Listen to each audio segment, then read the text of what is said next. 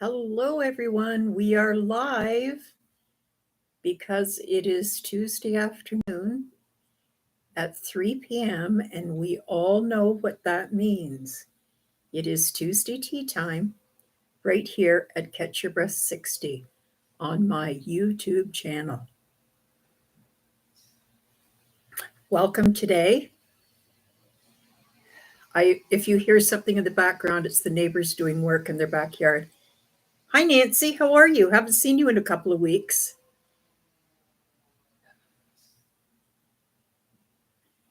So it is the first week of November. November is COPD month, and November 15th is World COPD Day. So November should be filled with lots and lots of awareness from you to other people so that others will understand our plight and perhaps help us, and uh, to raise awareness for research and development. I am urging everybody this month on COPD Awareness Month to write a letter to their member of parliament or caucus, or I don't know what you call it in the States. In Canada, it's the member of parliament who has the power and authority to fund for COPD. We desperately, desperately need funding for COPD. So you might have seen some of my posts up on spreading the awareness of COPD. And, the thing is this: if we don't talk about it, then nobody knows. And if we don't help to educate other people, nobody knows. And if nobody knows, nobody cares. Because how hard is it to walk away from something that you have no education on? So we need to send some awareness to people. Hi, Karen, you got on. Oh, well, that's what you get, I guess, for not being a subscriber. Karen says she has to sign into Google every time she wants to be able to post. I don't know how anybody does it. Does everybody understand what she's saying? I appreciate everybody who's joining me today. So let's get to it. In Southern Ontario, we had a lovely, if not rainy, Halloween. And we had some other weather patterns throughout the week, but it seems to have turned again. And we're back up to pretty good temperatures, like hovering around 15 and 20. So that's pretty good. It's easy enough to navigate that.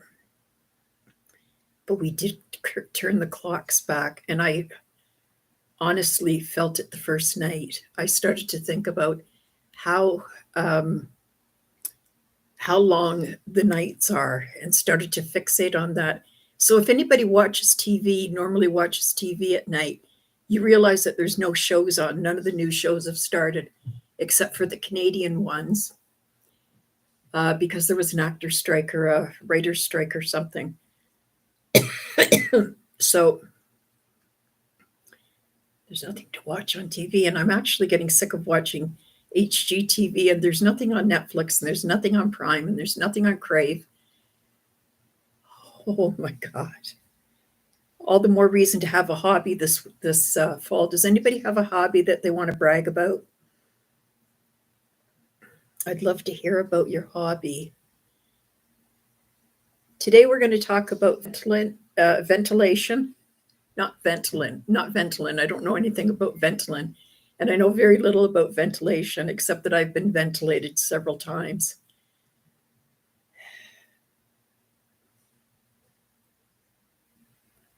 Well, Karen,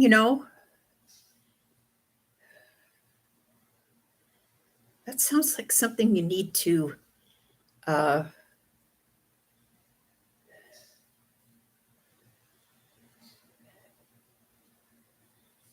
that's something that you may need to kind of push a bit more on, right? If your MPP won't read your letters, go to someone else. So today we're going to talk about ventilation, non-invasive, positive pressure ventilation, and why you may need it. So whether you're a smoker or not, when you're a smoker or not, whether you are a smoker or not, sometimes if you're obese, there's a lot of reasons why you can suffer from sleep apnea. And a couple of people have just gone for sleep studies. They've only just started opening up again, right? So almost everybody who goes for a sleep study will get a CPAP. And, I had a girlfriend who used to say to me all the time, oh, it's all crap. Nobody really needs them. But honestly, if you have one, aside from one person that I know, most people absolutely love it. And they feel so refreshed when they wake up in the morning. Because what happens when you need a CPAP and you have sleep apnea is that you keep getting woken up all night. So think about how many times. So my son had it, and he had 50 apnea, I don't know what they call them, episodes for every minute. So imagine not being able to sleep for more than a minute and gasping for air and going back and trying again and gasping for air. So he was overweight at the time, skin and bones now, and he was a smoker. Since he lost the weight, he hasn't needed his CPAP. In fact, he doesn't snore anymore, which he used to be the worst snorer. You could hear him all through the house. So he has a CPAP. So what a CPAP does is it ventilates, it sends pressure in, not air, pressure. So it holds that little flap open so that it can't close and block off the oxygen. And people sleep much better, much longer, and much deeper sleep without being woken up. So that's perfect. A CPAP is about $500. I guess it depends where you are. A CPAP is about $500 to $700, I think. And the pressures are set by the company that gives it to you. And you should be careful about changing your pressures because it's not really for you to do. It's for somebody to do that knows what they're doing. Right? These things should never, ever, ever be changed by us. When a CPAP's not enough and you retain carbon dioxide, you will go on a BiPAP. So I'm going to show you my BiPAP here. See if I can get this in.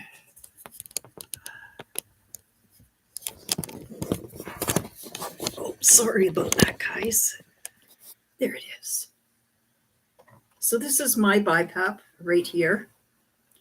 It's a ResMed. On this side, it should have a battery pack, but they don't come with battery packs. And it's $700 for a battery pack, so I don't have one. So if the power goes out at night, I have no way of turning my BiPAP on. So I'd have to sit up and whatever. This is the water. It holds water in it. It has a simple button on the front to turn it on. The pressures are set for me. And this is my mask. So it is a full face mask.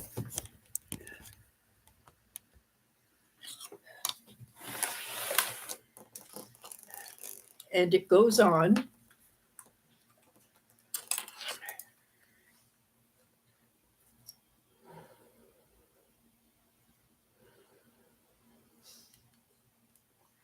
Covering your nose and your mouth.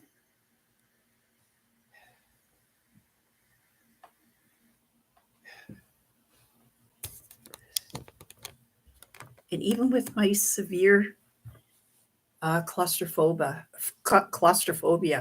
I don't have a problem. I don't have a problem sleeping with it with the mask on. In fact, I got to swear that um, the the BiPAP has saved my life. Absolutely and totally saved my life.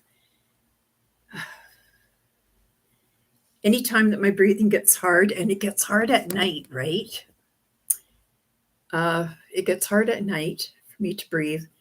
And sometimes I just go in and lay down in my bedroom and I hear you. I hear you, Kim.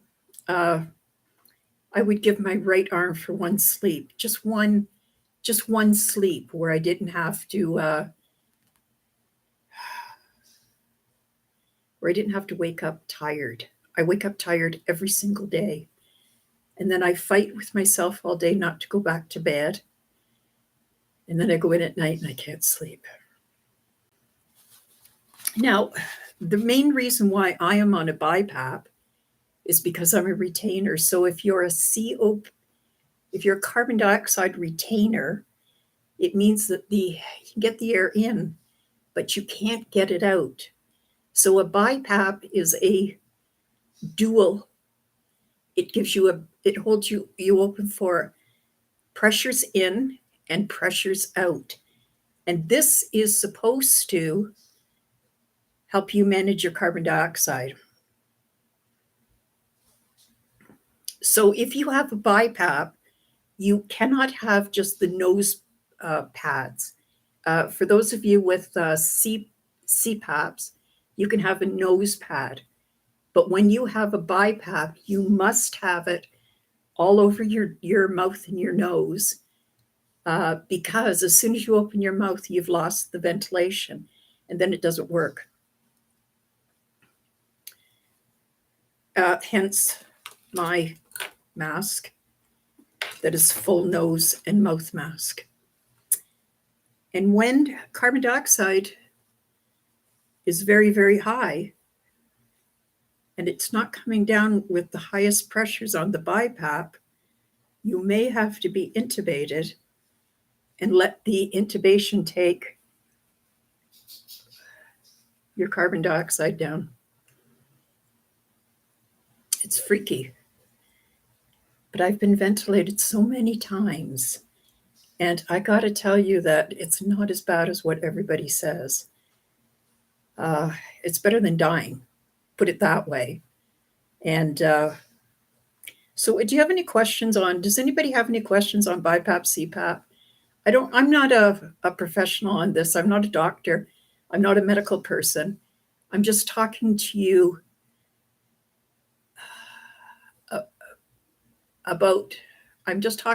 from the standpoint of a person who uses one, and what I've looked at on YouTube and all around. I'm going to try and set up some playlists so that I have some better examples in my playlist of my equipment and what it does, right? There's my son's dog. He's my buddy. He comes and see me every afternoon. Oh, let's talk about being a leaner. When our upper body is compromised, we need help to hold the upper body up.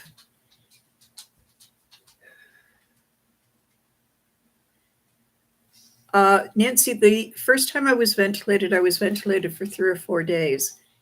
That was because I had a sudden cardiac arrest, and they didn't really know what was wrong with me. All they knew is that I had been diagnosed with COPD. And so they didn't know, because when I went into the hospital, My oxygen was about 47, and I was vital signs absent several times on the way to the hospital. So they didn't really know. So the first time was 3 days. Every other time after that was less than 24 hours. So what was happening to me was that because I have heart failure, we have to distinguish between heart and lung. Now, the doctors aren't really there yet when we talk about heart failure, but for me, I have to determine when I'm short of breath whether it's my heart or my lungs. There's no point in turning your oxygen up if your oxygen's okay. And your oxygen should never, never, never go over 92 if you're wearing supplemental oxygen.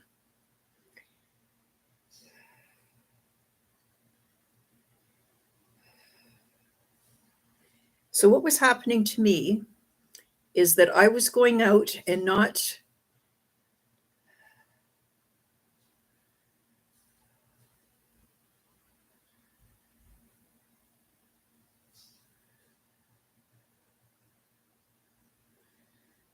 not the I was going out and not taking care of my heart or my lungs. And so what I was doing was just when I got short of breath, I would put the oxygen up. What that did was it overinflated my lungs, and I couldn't get any more air in because my lungs were saturated with oxygen that I could not get out. And therefore, I would pant and pant and pant until I passed out. They would call an ambulance. I would go to the hospital. They would put me on a ventilator, and I would come off the next day. I'm sorry that the sound is going off. Yeah, I know. Beverly, I hear you. Their season hasn't started. And there's absolutely nothing on TV. For those of you that are having problem with the video, with the sound, I don't know what's happening. I don't know that it's on my end, but if it is, Thanks, Kathleen. So the only problem with being intubated is that you will be in the hospital for a week. Just count on it. Count on being there for a week. Once they take you off the ventilation, once they extubate you, taking out the whatever, life support, you have to stay for a couple of days to make sure that you're okay. Okay, great, guys. So let's talk about leaning.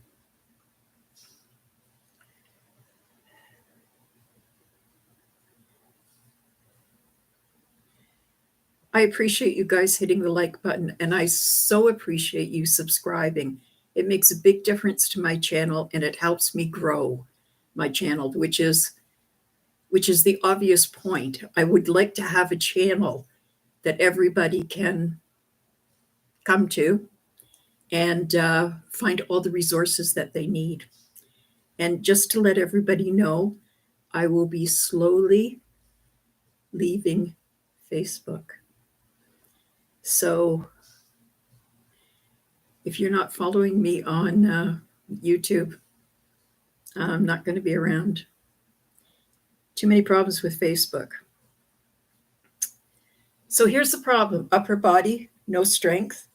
And so I tend to sit here, and the pressure is put on my forearms here. So on this arm, I have a ganglion. I don't know if you can see it there. It's a great big piece that's sticking out. On this side, I have bursitis. Oh, it feels like that might have gone. Oh, but it's sore. This side has arthritis in it. And my right hand works. Oh. So I'm suffering from arthritis since a bout of arthritis, a flare-up, since September, and I'm starting to think that it might be something other than arthritis. But we'll see, because I'm going to see a specialist just after Christmas. Remember the wait list? We're on the wait list. So when you're leaning your arms, and Fred Curry and I used to talk about this all the time. When you are leaning your arms, does anybody else lean? Is anybody else a leaner? Like when you're standing at the countertop, or when you're sitting at your computer at your desk, and that, does anybody else do this? They lean and the arms get so sore, so sore. And I found that I have to have little pads here. So I have these small hand towels, right? And I've folded them up several times. And as long as I'm on these pads, as long as I have these pads, I'm okay. But even if I go to my chair in the living room, it's like a Queen Anne chair. It's a terrible chair. I got to get rid of it. If I don't have pads on there, something nice and soft, my arms get so sore, and it kind of renders them useless. So we have to be careful about this. So if you're a leaner, think of ways. I want to put like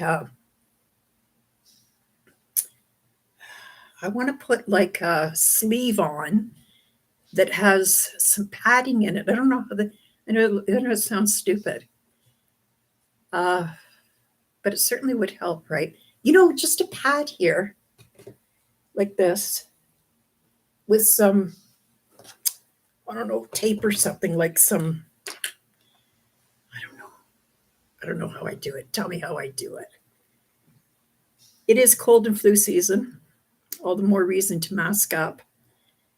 So if you mask, and not everybody does, the debate is not whether we should mask up or not. But if you do mask up, what kind of a mask do you wear? As you start pulling out your winter jackets, you find the masks that you wore last year. So I had some masks that were cloth masks. I don't think they're very good. I don't think they really hold the germs back too much. I think that they're like a thin barrier, right?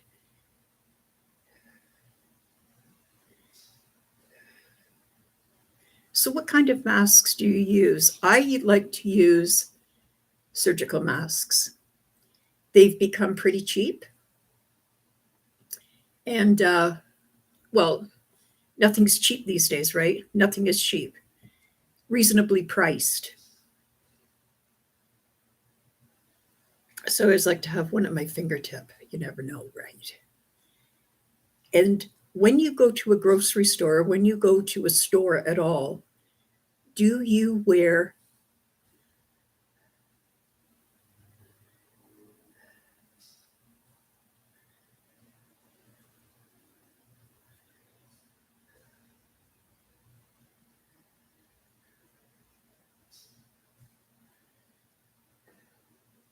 I don't know, Kim. I don't think so. So when you go for groceries or when you go to a store, do you wear disposable gloves? Last week, my daughter had COVID, and she was pretty sick. And I said to her, "Where did you get this from?" And she said, "I don't know, probably the grocery store touching stuff." And I thought, oh, how many times do people pick something up and then put it down? Like even with fruit and vegetables, with cans and all the stuff that we look at in the grocery store, right? Meats, all that stuff. So I was thinking that maybe disposable gloves would be a good idea, and then just take them off. Now, the problem with it is that people will not dispose of them properly, And then we have the same problem as we had with masks.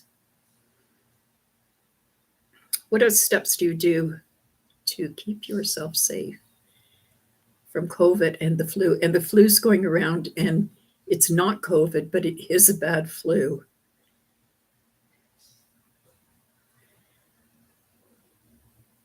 Where do you get those from, Karen?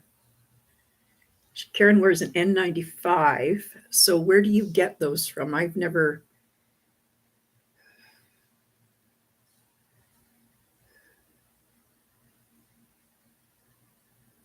Well, I would definitely, Kim, I would definitely say, if you're not wearing a mask, you definitely should have that scarf loosely around your nose and mouth, and it should go around at least 2 times. If that's what you think protects you, then go ahead. Has anybody considered that when you are short of breath, in your recovery from shortness of breath, using a fan really helps to manage your short of breath? Has anybody heard that before? It's the vagus vein. I heard this from hospice nurse Julie, and she said it's the vagus vein. Oh, good for you, Beverly. I never thought of it, but of course that would be the place to get it, right? Home Depot. They would have the N95 masks. So has anybody tried that? So as soon as I go in the living room and I sit down, I turn my fan on, and I've got a fan. I've got a little fan here. It's a real cute little fan, and it has a remote control. So I can leave it across the room, and as soon as I sit down, I turn the fan on, and I only need it for a few seconds, well, maybe 30 seconds, and then I can turn it off. So easy these days, right? Things are so easy. I wish more things were remote control.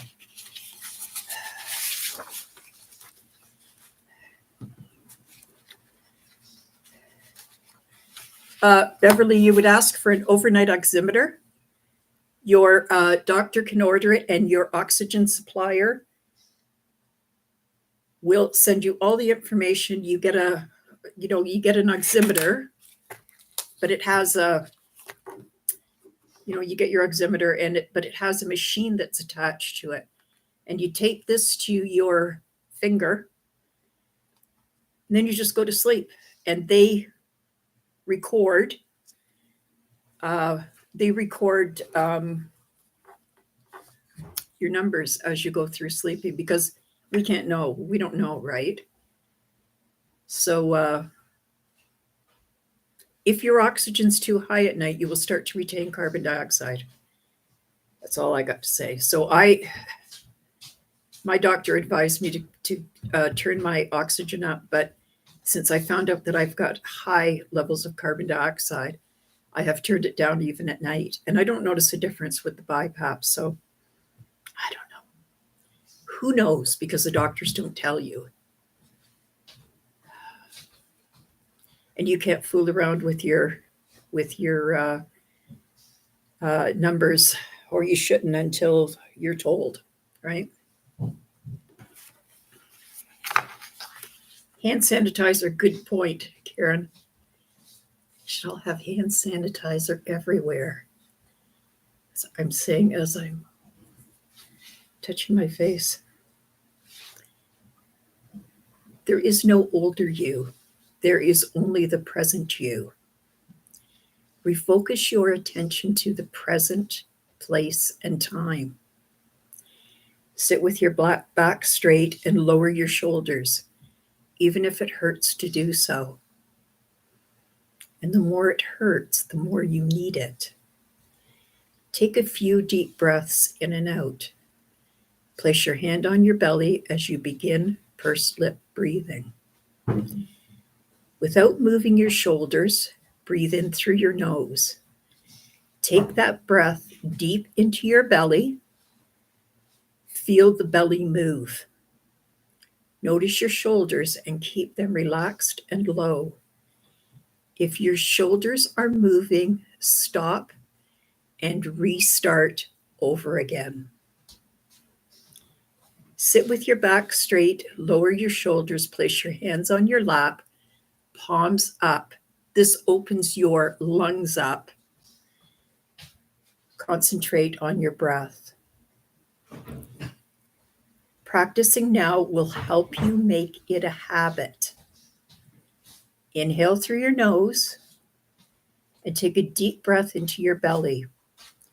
Hold for a few seconds and exhale through pursed lips. When you get into trouble and you cannot catch your breath, invite this habit to become your go-to. Inhale through your mouth, inhale through your nose, take a deep breath into your belly, hold for a few seconds, and exhale through pursed lips.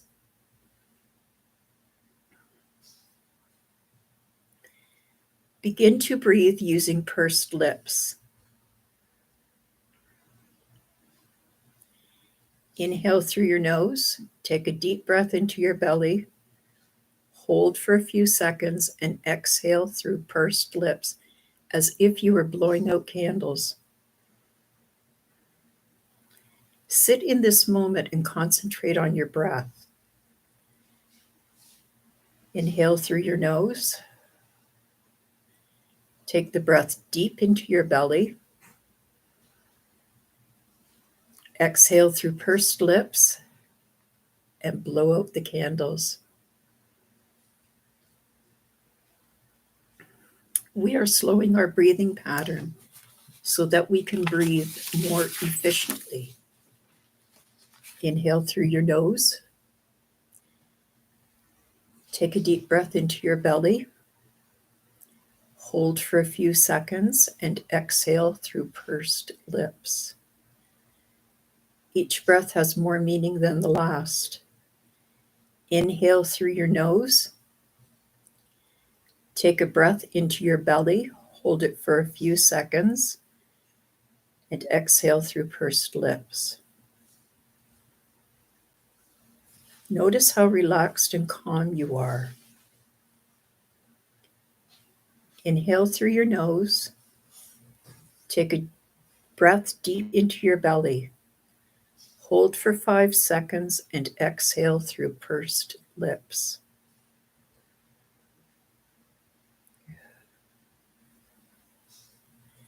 I appreciate all your comments.